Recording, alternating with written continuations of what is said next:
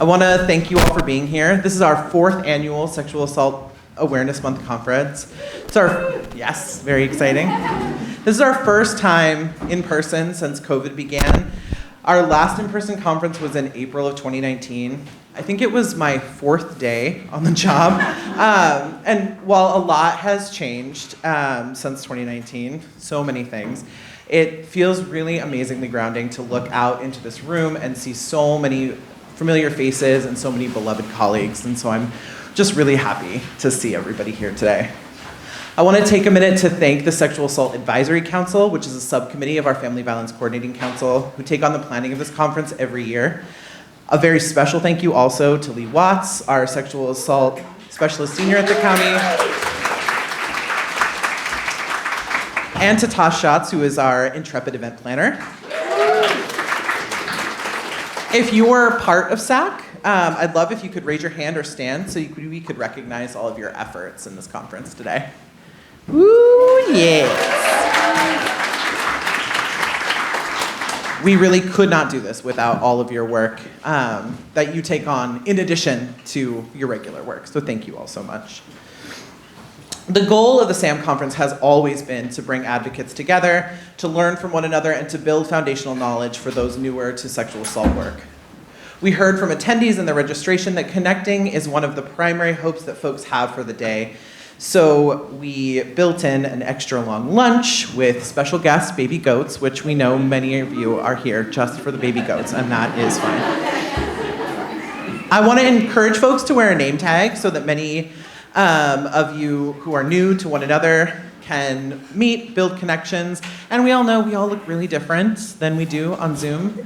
I myself am much taller than most people think. Just want to give folks a quick overview of the day. We have our morning plenary session with seasoned and newer advocates, followed by an afternoon of workshops which focus on sexual assault specific topics related to direct service advocacy, culturally specific and responsive advocacy, and best practices. All of the workshops will take place in the Mount Tabor building, and there will be a healing space there available as well. If you have questions or need information about where to go, you can always check with one of our conference volunteers who are sprinkled all over the room. Raise your hand if you're a conference volunteer who can answer questions. Yes, perfect. And we also have our conference website that was sent out with your registration.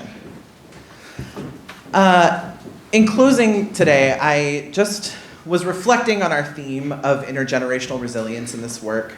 And it called to mind a passage by Menominee artist Gemma Benton. She writes, "Our ancestors knew that healing comes in cycles and circles.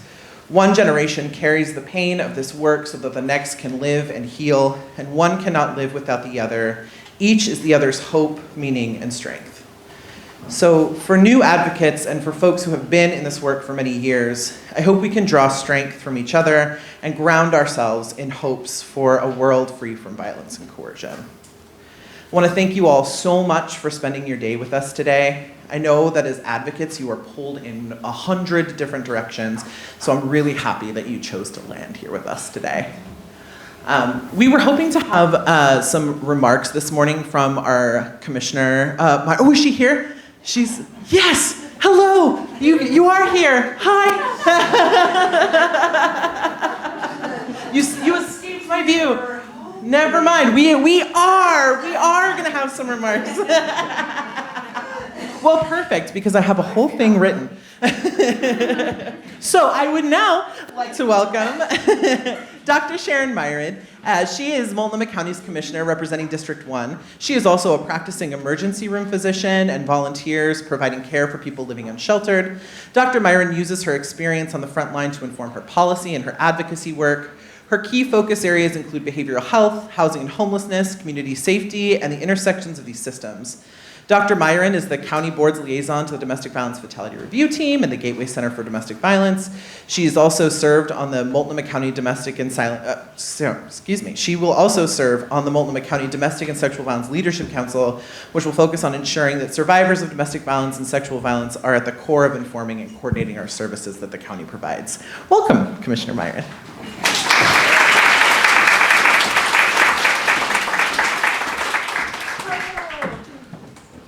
Alex. snuck in. Wow. And yeah, I'm catching my breath still from my sneaking.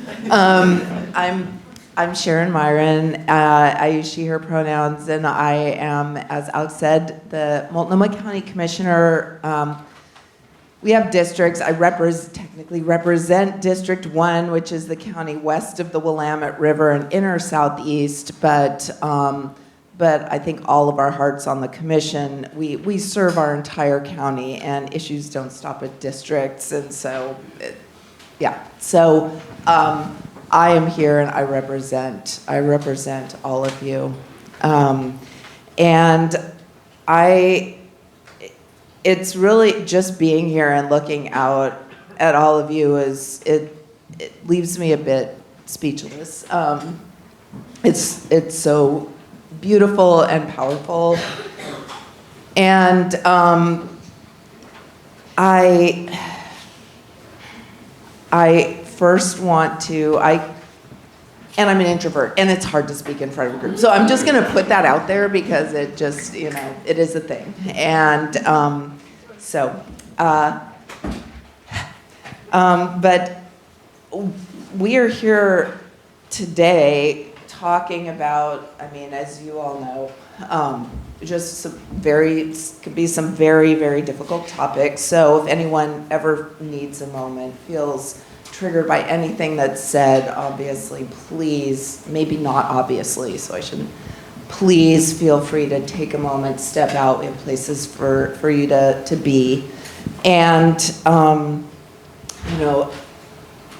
sexual assault is a crisis that has gone unnoticed for 4 years, and it's been unaddressed, and so many people impacted have had to suffer in silence and suffer alone and in isolation, and that has compounded so much of the pain and suffering that already is associated with sexual assault in the first place.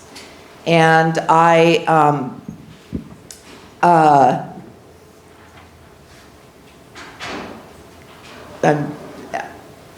experienced sexual assault myself, and I've never said that aloud in public.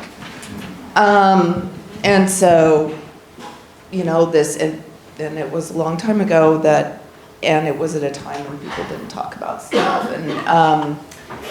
And as an ER doctor, so often I see people coming in who have been assaulted and been traumatized, and are afraid to say, or don't feel comfortable saying. Even getting to the ER in the first place is a challenge. And we know that so many people, of the people we know, the numbers right now are just unbelievable, and they're the tip of the iceberg. You may know that in Multnomah County, approximately 2,800 women are report being raped annually. 14,000 experience other types of sexual assaults, and then add to that 75% of sexual assaults in Multnomah County are not reported, and that is only a report from people identifying as women and putting out there that they identify as women. And so this is so huge. Communities of color, other marginalized communities are significantly less likely to report the assault to law enforcement and less likely to show up in hospital ERs. And thus, they're less likely to receive assistance, access to resources and healing services that finally we are beginning to provide. So we must do better, we must do more, we must connect with people in our communities. And Multnomah County, I know my fellow commissioners and I, and the incredible people who work at the county, care deeply about sexual assault survivors and the trauma experienced. We know that we need to improve and recognize the need for a focus on prevention, crisis intervention, and short and long-term services to address the adverse effects of trauma. I see people in the ER right then and there, and then you can do what you can to provide healing or whatever support you can in the moment, and the county is there to help provide the and then.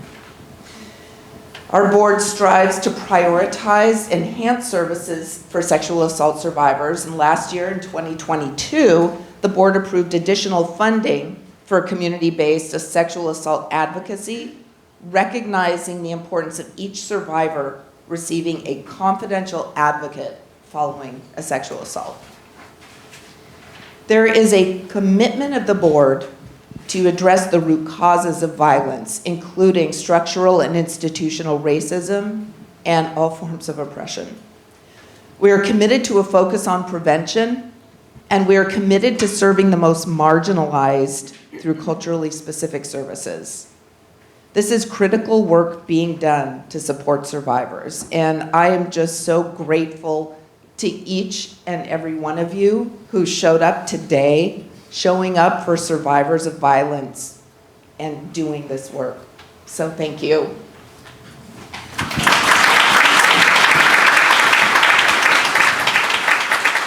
Thank you so much, Commissioner Myron.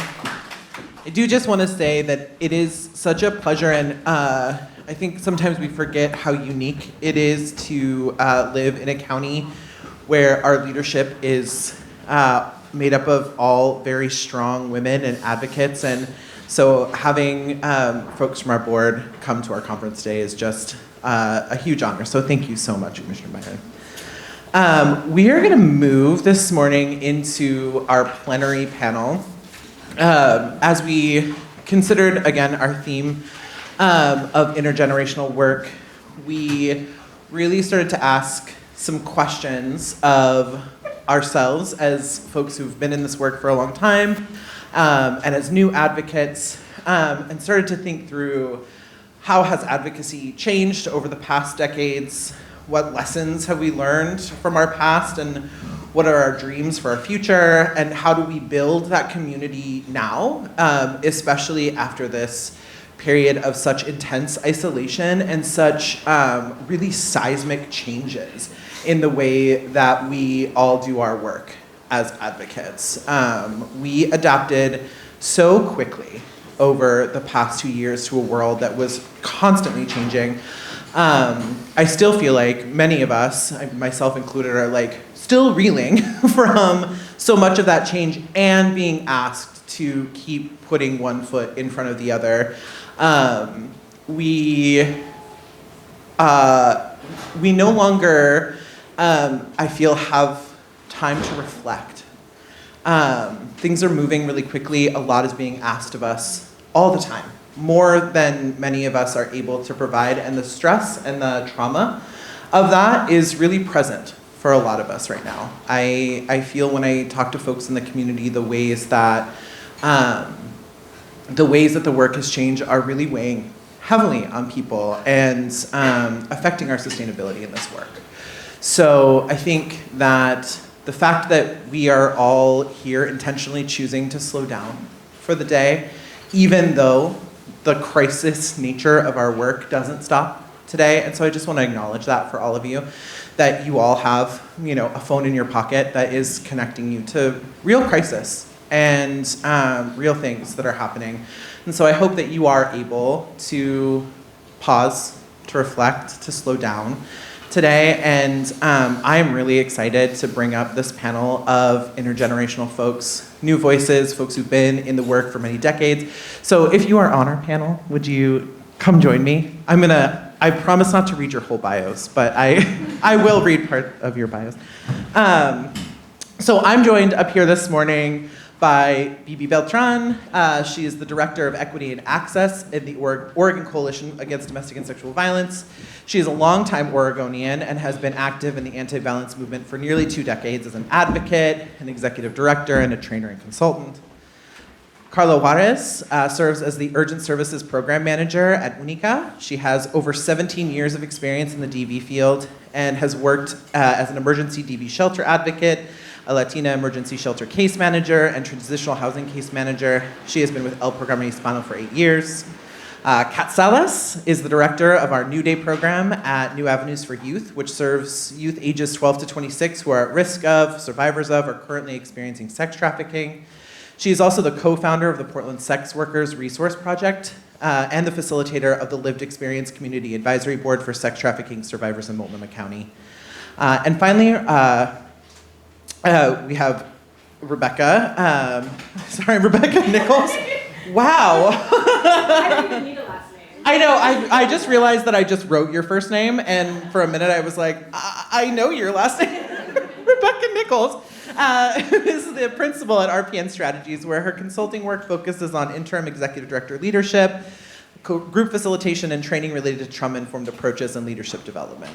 Previously, she was the executive director of Call to Safety, formerly Portland Women's Crisis Line, and has been working alongside survivors of sexual and domestic violence in various capacities since 1996.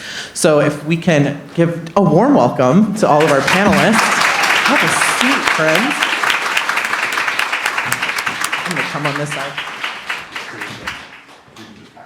Yeah, absolutely. And just for our panelists, all our recording is hooked up directly to our sound system, so you do have to use the mics, even though I know some of you are loud and don't necessarily need it. So we're just gonna pass the mics, and we have a few questions that we wanted to put to all of our advocates, both new and old. So I think we'll start with our first question. The anti-sexual violence movement in the US has been going on for hundreds of years, since colonization and slavery, but most of the modern sexual assault programs we now know today started in the 70s and 80s. In your time in the movement, how have the narratives about survivors changed, and what do you think is the most important change we need to make in the way we think about survivors as a society right now? Anybody can start. Oh no!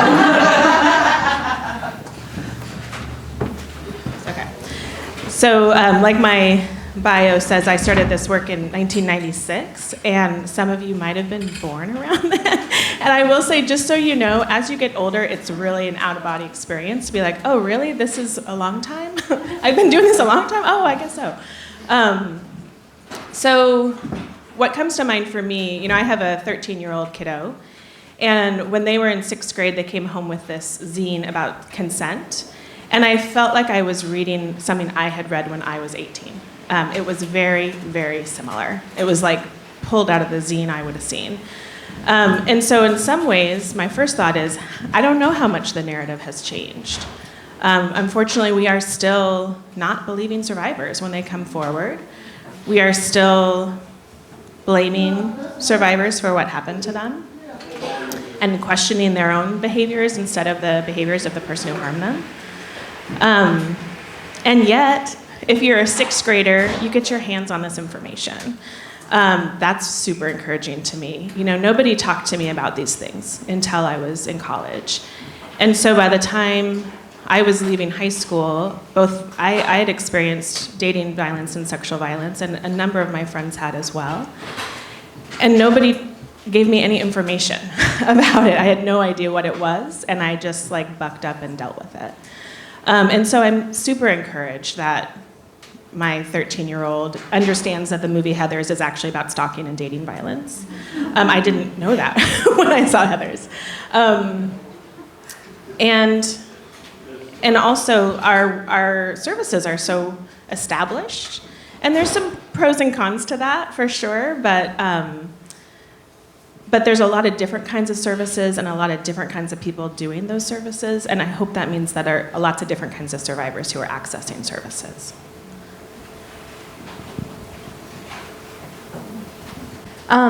Something that we had talked about, we did a plenary panel meeting. Also, I just learned what that word meant, so shout out Coyote. It means the panel that everybody goes to. So if you're wondering, that's what it means, a little bit of vulnerability to start the day. But one of the things that we were talking about in terms of not only what the narratives around survivorship look like and how they've changed over the past 30 years, but also the service provision and the expectations of service provision and how those have changed, especially because we're in this really interesting time, right? Where we have folks that are in their, early 20s, teens, mid-20s, and also folks who've been doing the work in different ways for like 30 years. And we're all sharing space. And sometimes it feels really radical, and sometimes it feels really hard. And I think one of the things that came up was that the idea of what survivors need from advocates, what type of service provision survivors need from advocates, what is best, has shifted a lot. And I don't know if this resonates with anyone else in this room, but I know for myself, even when I started doing this work a little bit less traditionally, 5-6 years ago, it was the expectation that if you were a great advocate, if you were like the best advocate, you were working 55 hours a week, you never turned your phone off, you showed up every day, you pushed your own boundaries, your work was your life. And there's a lot of really incredible things, and I think that shows a tremendous amount of passion from the genesis of this movement, and a testament to folks with lived experience continuing to do this work and grow. And we continue to see folks with lived experience doing this work, and it does look different because there's a movement now where service provision and good service provision also looks like taking care of oneself. And so we find ourselves at this moment in history where we, I think, are collectively recognizing that the way that we want to show up for survivors is inherently incompatible to the circumstances of the work that we're doing. And we're sharing space, oftentimes with two generations that have really different ideas on what makes like a peak advocate. And so I think that has definitely been something that I've seen time and time and again in the different spaces. And I wish I had like a more interesting things to say about like what collaboration looks like, but it's something that I'm still very much learning. And I don't know if you wanted, because you had so many amazing things to say about this when we were talking, if you have anything, not to put you on the spot, about the generational like difference stuff, opinions. No pressure. I was just, my name is Bibi Beltran. I was just listening to the differences and kind of the similarities is what I really like to focus on a lot. But similar to what Kat was saying is that I've been doing this work since '04. And so quite a while, and I, like Rebecca said, I wish that the narrative had changed more, but it hasn't. One thing that is similar is that feeling of selflessness that you need to like throw yourself on the floor for the survivors you're working with, that you are your job. That was definitely the agency that I started with in like 2010, and I really love that agency. A lot of affection for them. I think they're badass and doing great work. And also the culture was pretty toxic. It was toxic as far as expectations for advocates, just like, working 50 hours, who's the best advocate? Who can have the most call-outs in a week? Who can work the most in a week? And what the outside didn't see was that the advocates were kind of bitchy. They were mean to each other, and that was because they weren't taking care of themselves, And I think that for me, I feel really, really fortunate and grateful that I have this job. I essentially get to be a paid activist, but I'm not my job, And I think that the reason I've been able to stay in this field so long is because I know that, and I really, really work on my boundaries, and that's hard. And it can be really, really hard when you're working with survivors and you're like, oh man, if I just stay a little bit longer, or man, they really look like they could use something to eat. The agency doesn't have any money for that. Well, I could just pay for this myself. But every time you give a little, you're like taking a little bit from yourself. And also, you're not doing anybody any good. You're making yourself feel better in the moment, which isn't like long-term gonna do anything except for establish like unrealistic expectations for services, because if you can't provide something to one person, then you shouldn't provide it at all. That's how I feel about it. And I feel like I wish that the narrative had changed more, and it makes me sad that it hasn't, but I also have a lot of hope because we're talking about it. So that is one thing that has changed. We're talking about it more in more places, in more spaces, with different groups and different ages. So there's that to look forward to. And collaborations are important. To kind of echo what you were saying is about the collaborations and how we're talking more about it, we are. When I think about when I started this work and how like really social media wasn't a thing, and how social media has been a blessing and a curse at the same time, because as we know, like the Me Too movement, and then that there's more accessibility when for people to come out. So for survivors to say, I am a survivor of SA, which at the same time, like I said, it's helpful, but at the same time, then as we know, like social media can also be used for the complete opposite, right? And how hurtful it could be for someone who is trying to voice their experience. We're having more conversations. I think about I have 2 daughters. They're way completely different than where I was at their age. Like you mentioned, they're talking about it. They're hearing it. They're curious. They're looking up information about it. And I just wish that, like, we would have had that when I was younger. But to see that now, it does bring me hope that, like, it's not such a big taboo. There's still obviously work to be done. But just to know that, like, it's being talked more, it's helpful, because we know that still within families, those conversations are not happening, unfortunately, because of still, there's a lot of like victim blaming, there's a lot of still unknowns, a lot of myths, like a lot of cultural differences.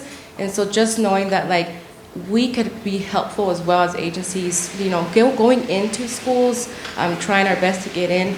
We still feel like we're stopped when we try. I mean, personally in our agency, we try to reach out to schools and there's still kind of like a stop. And it's like, what are the fears around it? Is that almost as if like we talk more about it, it's gonna happen more? No, like it's already happening. So we should talk more about it. And so just knowing that, like, I, like what you said, like I felt like back when I started this work in 2005, there was sort of like a toxic environment. It felt really icky. I was able to stay in there just because of the passion I feel for this work. But as someone who's a manager now, and I see pretty much almost all my advocates right now are really, really young, and they're at a different level. I mean, they have fire, they're bold, they're educated, they're constantly pushing, and I feel like it makes me feel so happy to see that energy and to see that change coming. We haven't seen much changes, but I see that it's coming, and so I'm really hopeful for that. And it starts with like everyone who's in this room. Just everyone doing they're making their effort, right, to kind of do with changes within your agency, always figuring out like how to better improve services. It has been hard with COVID for me, doing this work for so long. It has felt really like impersonal when providing services, and I feel like the DV and SA work is very personal. It's so different to do it virtually. It's so different to try to provide the best emotional support you can over the phone or over Zoom. But unfortunately, it was kind of like our reality. And even still within our agency, we're trying to figure out like, how do we go back to that? What of that we have to implement like virtually was helpful and has been helpful for survivors as for accessibility, but then also like, how do we really come back? Because one thing that's been lost, even amongst each other, is that community, the communion, the relationships, rapport. Same thing with participants. When we're talking about doing this work, that is such an important piece, to be able to build those relationships of trust, of being able to know that I can reach out to my advocate and so on. So it's hard, but I feel like it's going in the right direction. Thank you all so much. That's actually a great segue into our next question. I swear I didn't plan this with Carla, but so for all of you, the COVID pandemic brought us new crises and new ways of working. How do we hold our work-life balance along with service provision, and what are the lessons learned? And I did just want to reflect on what you said about getting back to, right? And we have so many advocates that have started during the pandemic that there is no back to. This is like the work that folks walked into. And I think that's a really interesting place to be in our generational divide, where our ways of working are just grounded in such different experience. And so I'm interested in how folks think about kind of bridging that gap and bridging us back to some of that more personal and in-person work after such a intense crisis. I guess I can. I find myself literally repetitively saying to my advocates, like, back before COVID, I feel like I'm like 80 talking about like my experience of like years ago. But I'm constantly like, well, before COVID and before this is how we used to do it.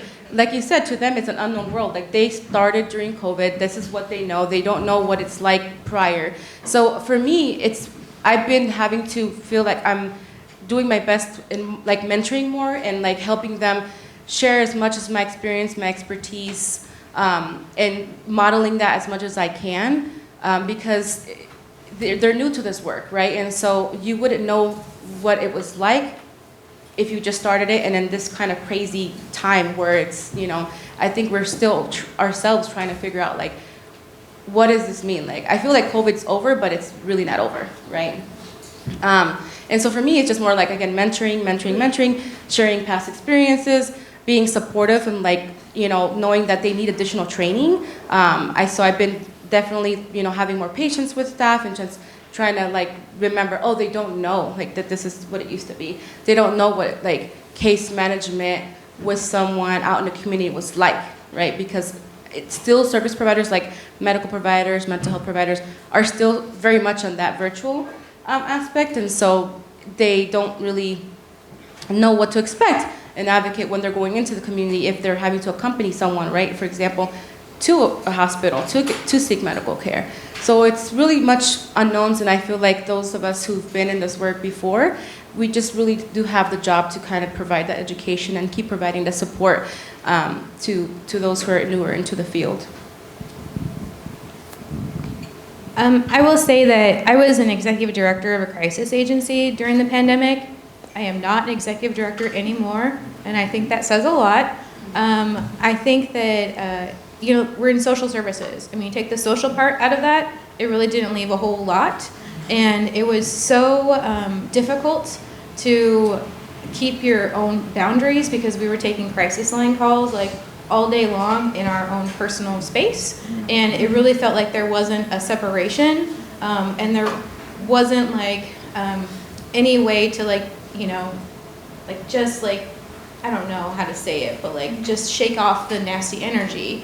And that was really, really difficult. And I think that there's some really positive things that came out of it, which is the fact that we can do this remotely or we can do this differently. It doesn't all have to be the same as it was.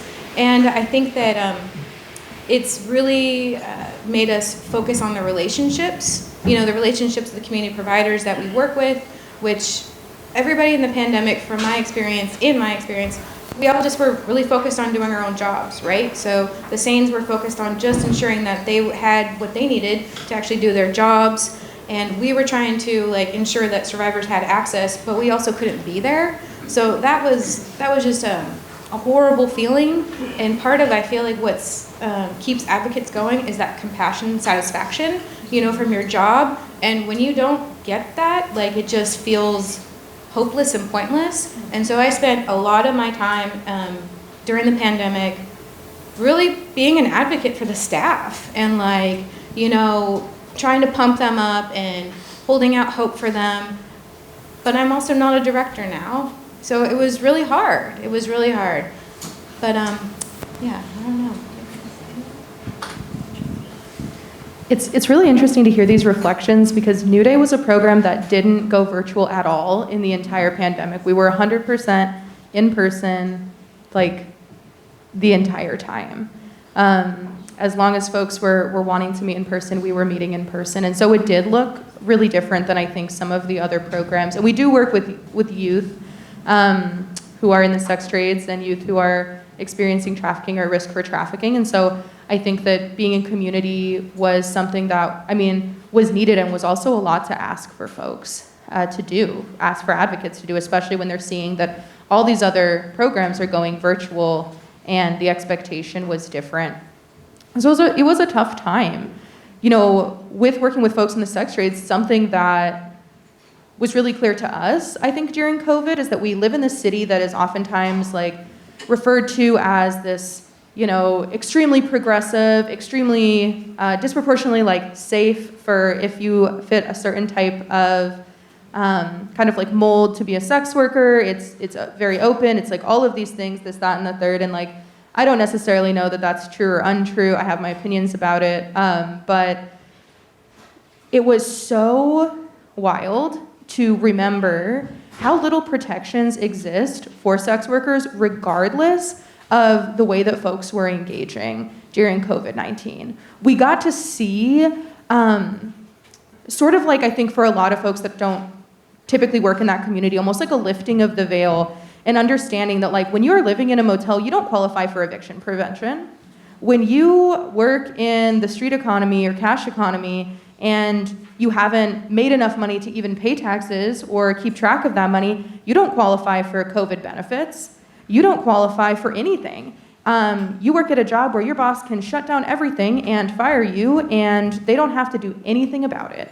And so we saw this really interesting movement, I think, across a lot of like the sex worker and sex trade community in coming together and providing mutual aid support to one another in a way that looked really different than it had before. And that was really interesting to see, especially working in an organization that is youth-centered, where we do anti-trafficking work, and being able to hold the need for sex worker support and sex worker work as a form of anti-trafficking work. Because if we're not actively reducing the risk of trading sex and making sure that there's opportunities and support for sex workers, then folks will find themselves in positions where they are more vulnerable to exploitation. And so we were kind of like in the midst of that. And that's actually when me and one of my really good friends, Saya, started the Portland Sex Worker Resource Project, which was a mutual aid project that was providing street-based outreach. We were doing like employment benefit navigation, like over Zoom. We were like making hand sanitizer, and trying to support folks with like micro grants who were not able to access like a lot of the benefits that folks that had different types of roles were able to access during that time. The other thing that COVID really taught me was how much I had maybe been like lied to about the resources that exist. I was like, $500 gift cards? Where did these come from? I thought we didn't have this money, And I think that it was a testament like to the federal government that like these funds do exist. We just haven't been prioritized for them before. And that filled me with a lot of rage, but also a lot of hope, because now we know it's there. So we can keep asking for it, and we can keep pushing for it, and we can refuse to take anything less than what we know is possible from folks in power in this country.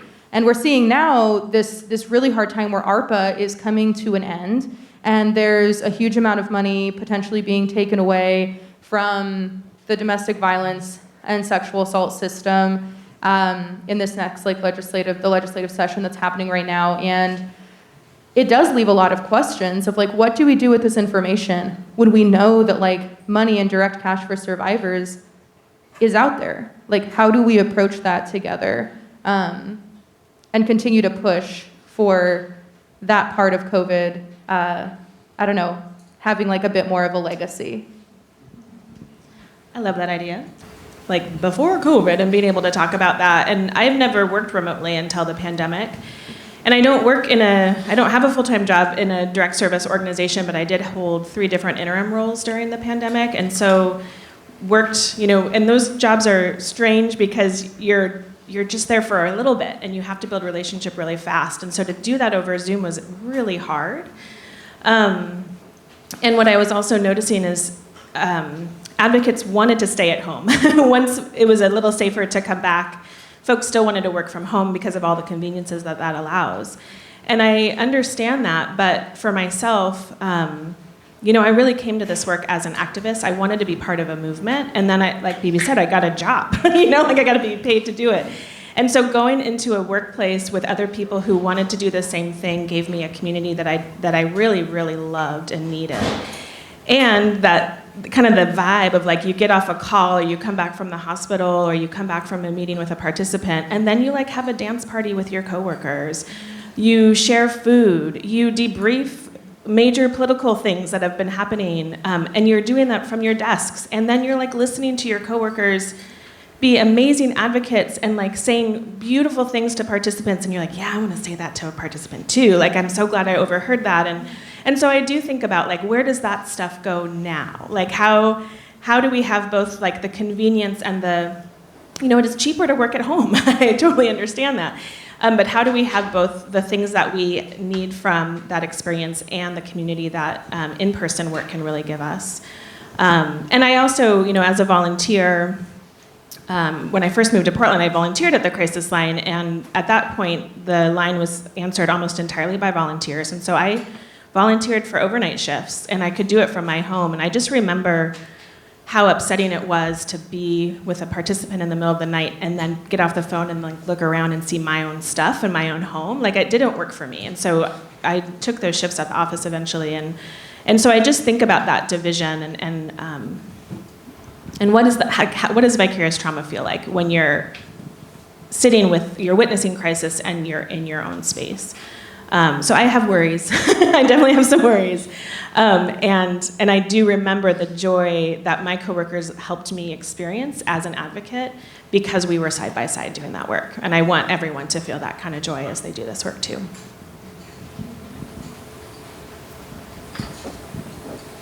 Anybody else? Reflections on that question? Okay, great.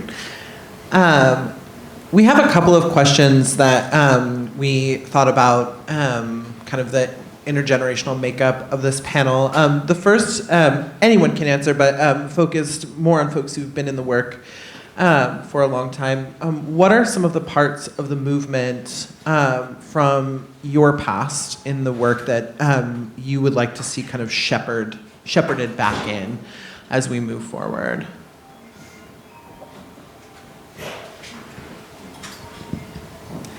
I guess stronger collaborations. So I kind of made light of it earlier, but that's true. So I would always tell advocates that I was supervising, and I would tell myself that survivors are best served when I have positive working relationships with the other community providers. It's really easy to demonize an institution, and especially when you have very conflicting agendas. But at the end of the day, if you don't have the ability to put whatever your agenda is to the wayside, then you're gonna not serve anybody well. So it's hard. It is hard to work with other systems that have different approaches or different perspectives on survivors and resources and how that should look, and also what survivors should do or shouldn't do. And what I always go back to whenever I'm in a space where I feel like I'm surrounded by people who have very different opinions is I always go back to, we can all agree we want a safer community. We can all agree we want a safer community where folks feel like they can actually access resources. And so that's hard to argue with. And if we just start from there, then it's easier to kind of get to where you want to go. It's hard, and it requires a lot of patience. A lot of patience, but I also feel like that's how survivors are going to be best served, and also we don't have to agree. We don't have to agree. We absolutely do not. I think that one of the things that's always kept me going as an advocate is that I have the luxury of not having to do anything except for be there for the survivor. I don't have to fill out an intake form, to make sure that they're in the list for HUD housing. I mean, I will help them navigate that system, but I'm not the person doing it, and I'm not investigating anything. I just get to be there for them and listen, validate, acknowledge, refer, offer as much information as I can. But that's the lovely thing about being an advocate, I think, for me, that gives me a lot of compassion for folks who work in systems where they absolutely have agendas and they have to stick to them.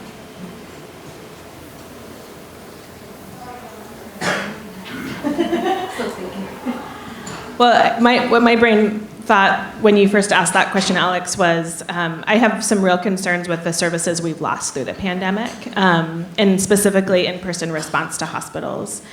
And that's true, and we haven't lost it, but it just looks so different. And so knowing that the narrative, we started with, the narrative really sounds the same. And so we've gained a lot of ground in service delivery and in collaboration and partnerships. I mean, for example, 10, 15 years ago, law enforcement did not say survivor, ever. And now they almost always say survivor. So we've made a lot of ground, and I feel worried that because the pandemic limited our capacity to serve people in person, we still don't have that capacity back yet, and that makes me feel pretty worried.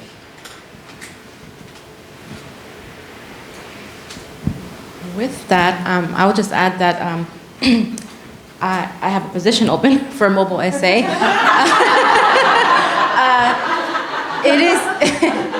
It's been extremely difficult to fill it. I believe it's the only position in Multnomah County right now that would be providing in-person response.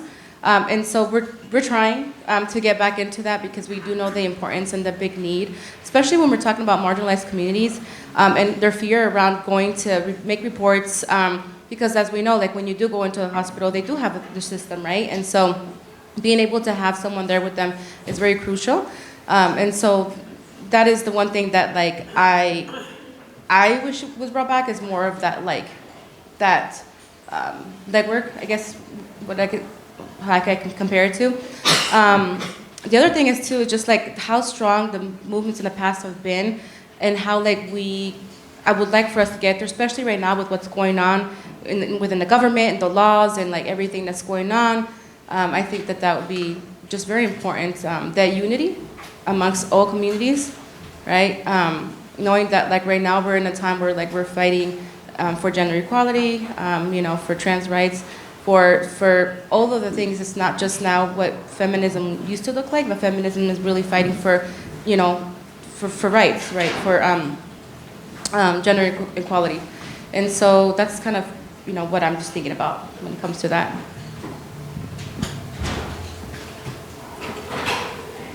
Do you want to? I feel like I'm the one that's been in the works the least amount of time, so I don't know if it's inappropriate. I feel like it's appropriate that you have. Yeah. Honestly, I don't think I have anything to share that hasn't already been said. So our next question is for folks who have been in the work less time, or from what you have heard from folks that you supervise, for folks who are on the panel, who are in leadership. What do advocates today need to feel like they can see themselves in leadership and in director roles within our organizations, or in leadership in this movement?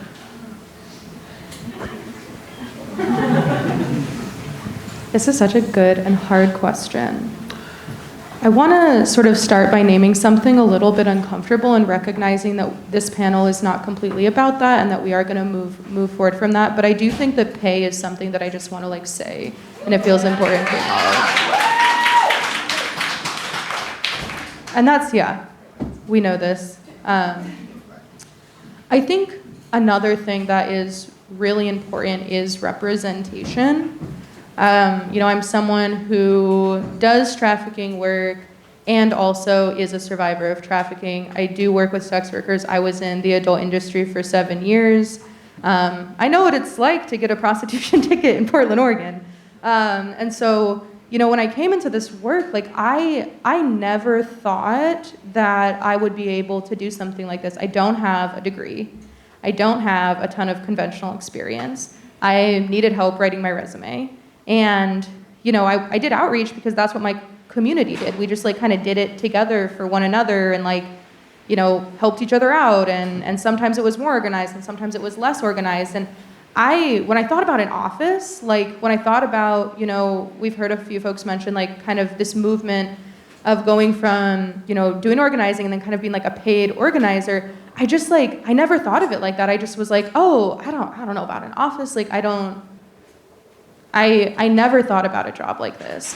And so shout out to Tyler, who was the manager of New Day at the time, who really stewarded me into the role and really supported me and was Kat, I know that this isn't exactly something that you've thought about doing, but I think you would be good at it. And they also had lived experience and were open. And for the first time, even though we didn't share a ton of overlapping identities, I saw a way to utilize my lived experience that didn't feel inherently like living in my trauma. And that's been a journey for me because, coming from a background where I've experienced exploitation, I always am like, at what point does lived experience start to feel a little bit exploitative? But when it's done right, something that I've learned and something that I'll say like a billion times is that my lived experience isn't born from what I've endured. It's not endured, or it's not born from my trauma. It comes from the community that allowed me to survive that trauma, because trauma is like an isolating thing, but community is something that we build together. Change is something that happens together. And so, I think seeing more people with lived experience in the work that are coming from less conventional backgrounds and that are also making sure to bring others with lived experience in the work, and not just saying, hey, you have lived experience, come do this job. Creating like really intentional structures and trainings and internship programs and opportunities for leadership where we recognize that there may be some lagging skills in certain areas, but it is worth it to invest in our community and ensure that those folks continue to see themselves across all levels of service. And I think the DVSA is really special in that way. New Avenues, New Day is part of New Avenues, so we're in like the houseless youth and family continuum and the domestic violence and sexual assault continuum.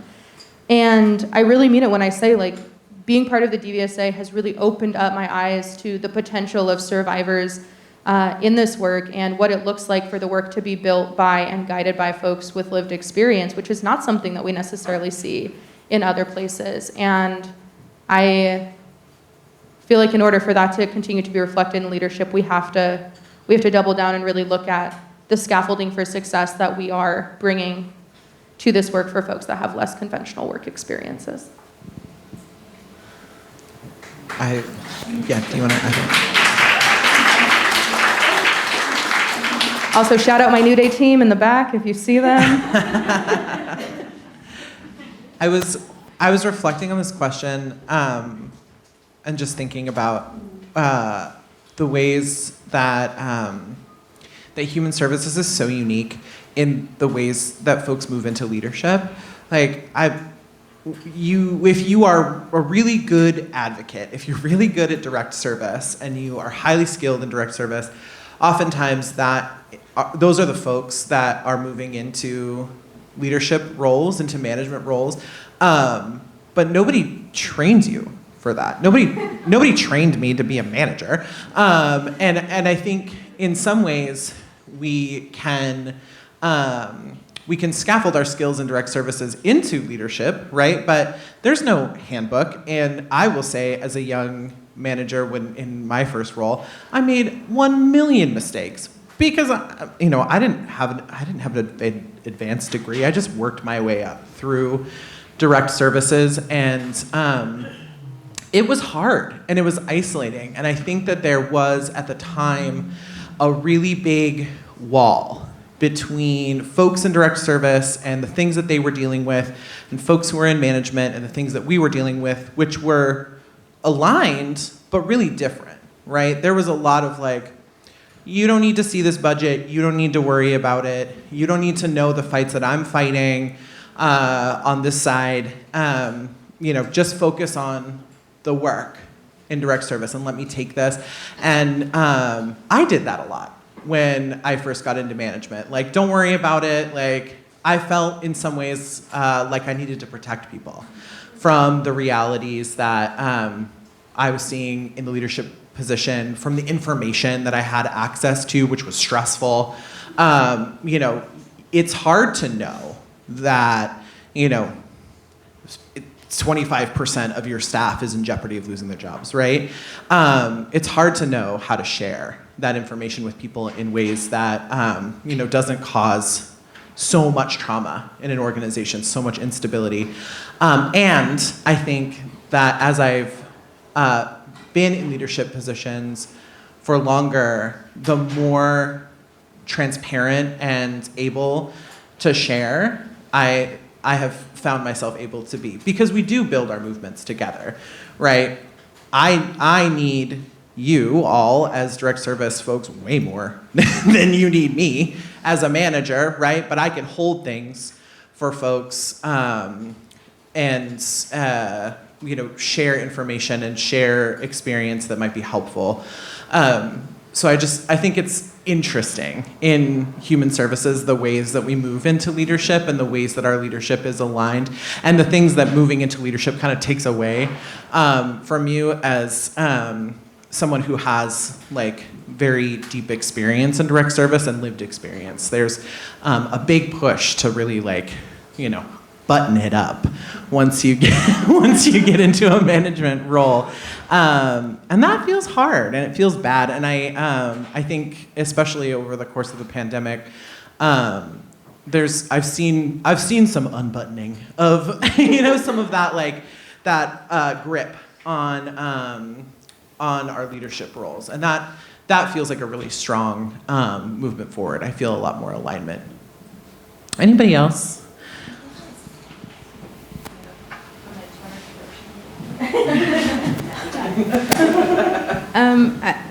Alex, what you said really reminded me of something as a young professional that I struggled with, which was how do I reconcile me, who I am as a person, and how I move about the world as a professional.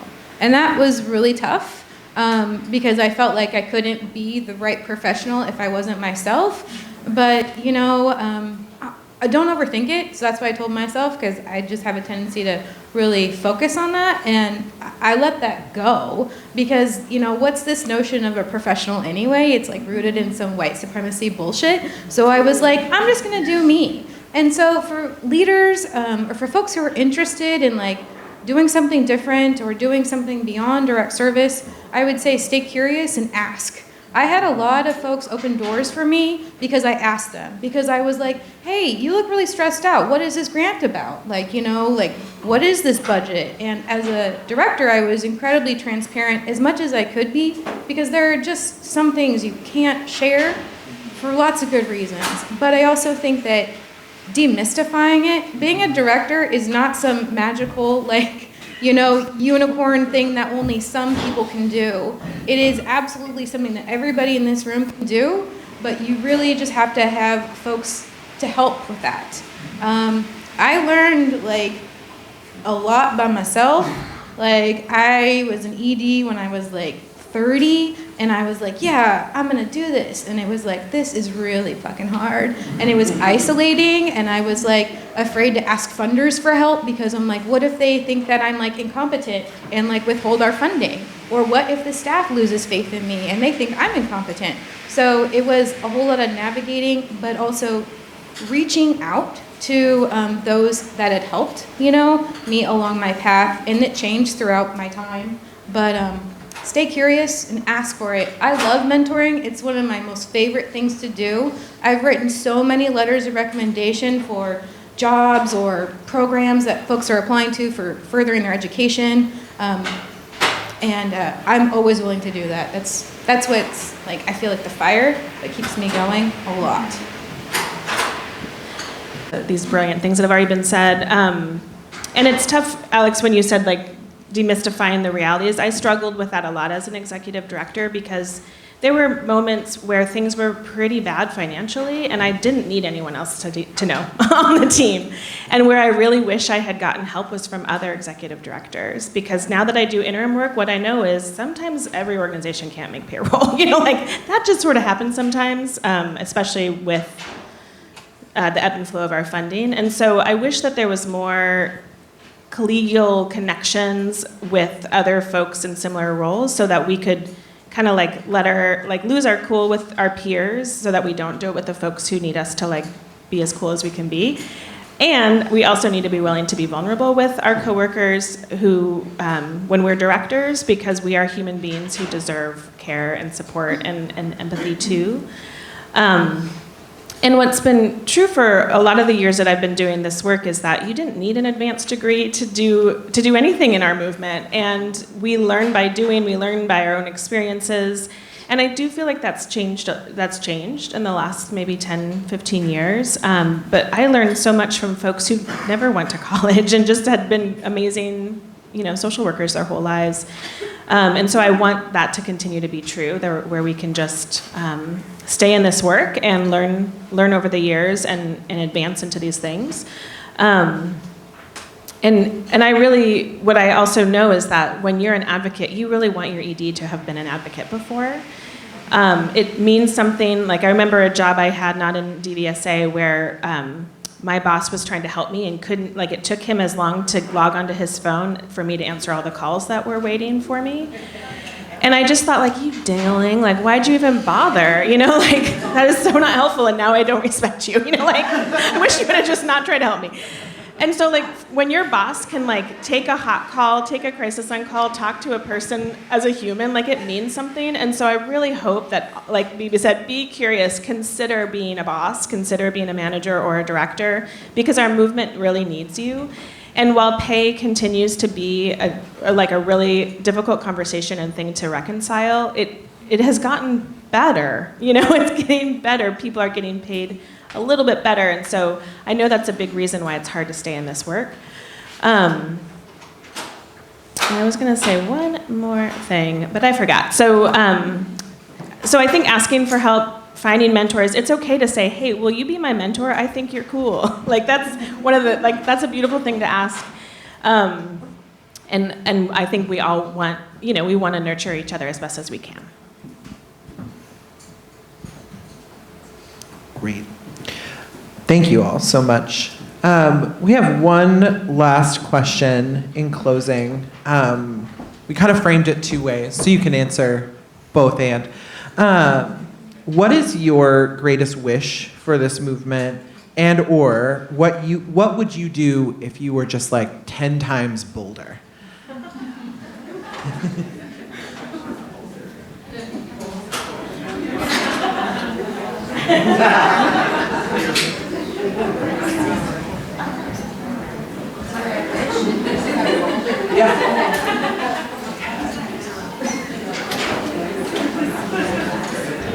I wish that everybody doing this work had a living wage, that they had retirement, that they had benefits, that there was childcare, that their needs were met in a way that other sectors of employment meet the needs of employees. And if I was more bold, I think I would ask more people for money for this field, and not like not like government funding sources. But if I was more bold, I think I would insert myself into situations where there are folks who have more discretionary funds than I do, or that I have to beg, the government for.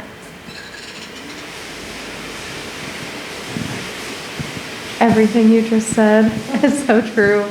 I think the other thing that I would do if I was bolder is fail more.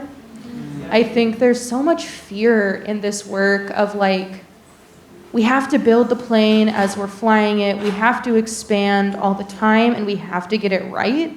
And sometimes there's really like radical and imaginative and creative ideas.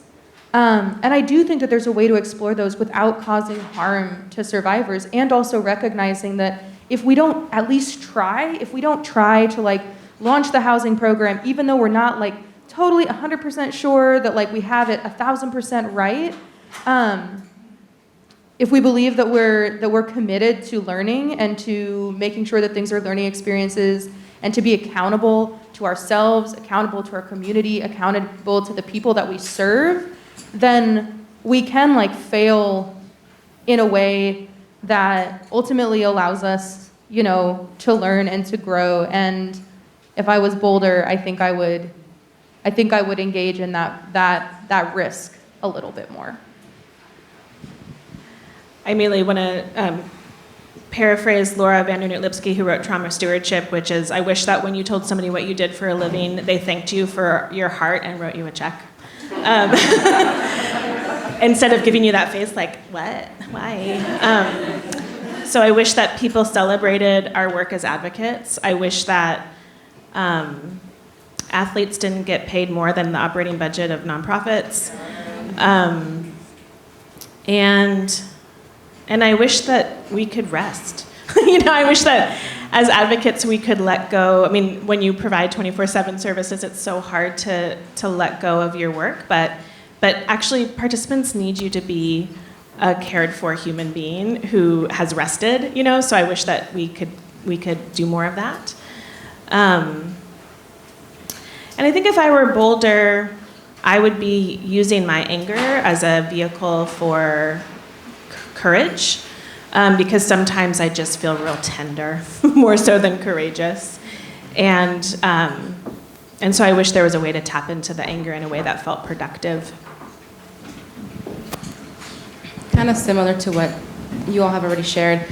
I wish that, you know, our advocates had better pay. I wish that they didn't, I talk to my coworkers about this all the time, that a lot of our advocates literally qualify for the same services that the survivors that they're working with do. And that says a lot. And so I really wish that there were better pay, better benefits. I also wish that we didn't have to do this work. You know, I also wish that our work got easier, because we see the elimination of, you know, the root causes of the work that we do. If I was Boulder, I guess I'd just ask for more money too. I'd be going everywhere and just asking for more money, even though, like, you know, there's fear about being rejected. I wish I was Boulder to, like, just go out there and look for more and ask for more. Thank you all so much. I echo so many of the wishes that are here. I think being in government, being in a funder position, but coming from a long road in nonprofits,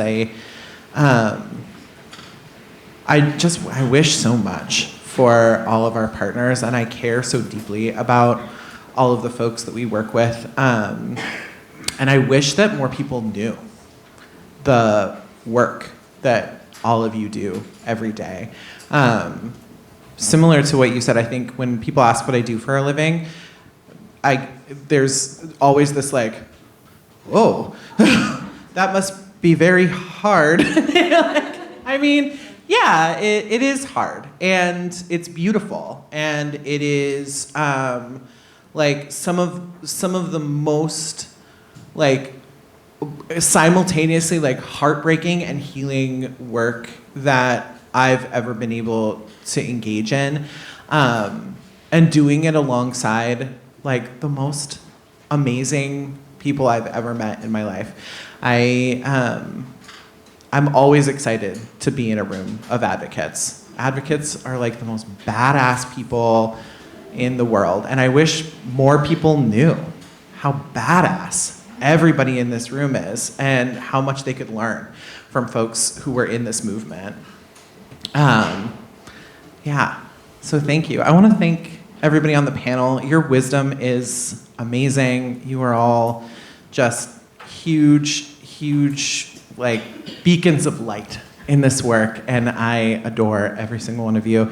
Thank you all for being here and being in this panel with us as well. We have some time now. We have about 20 minutes for folks to engage in some discussions at your table. You guys have some post-discussion questions of your own.